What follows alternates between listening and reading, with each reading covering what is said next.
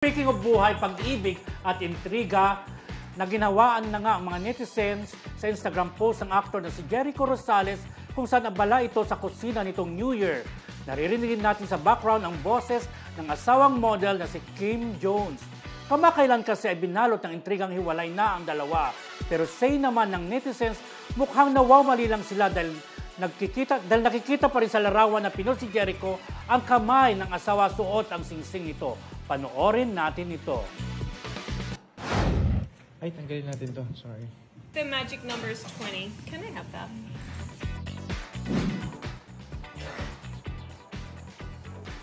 Ayan, friendship, di ba? Kung tutusin talaga, parang mali naman yung blind item kasi magkaibigan pa rin sila at saka parang ano pa rin, magkasama pa rin hanggang New Year. May mga balita at saka may nakita kasi akong isang interview ni Jericho kung saan nakasakay na siya sa kotse tapos may nagtanong sa kanya na hiwalay na ba kayo?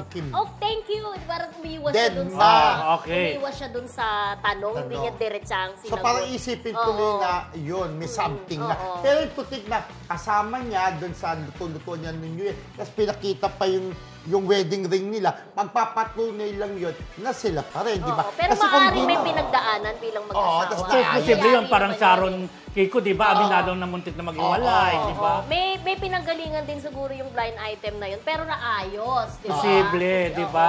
Kasi kung susubar ng wedding ring, ibig sabihin, kayo pa rin, di ba? Pinakaling wedding ring eh, di ba? Correct. Kasi kahit sabihin magkaibigan pa rin, kung maayos pa rin ang relasyon, pero magkahiwalay na, parang hindi mo isipin na suot pa rin ang singsing at hindi mo isipin na pinaka-importanting araw ng New Year ay magkasama pa rin kayong dalawa, di ba? So, ibig sabihin, fake news nga, di ba? At okay sila.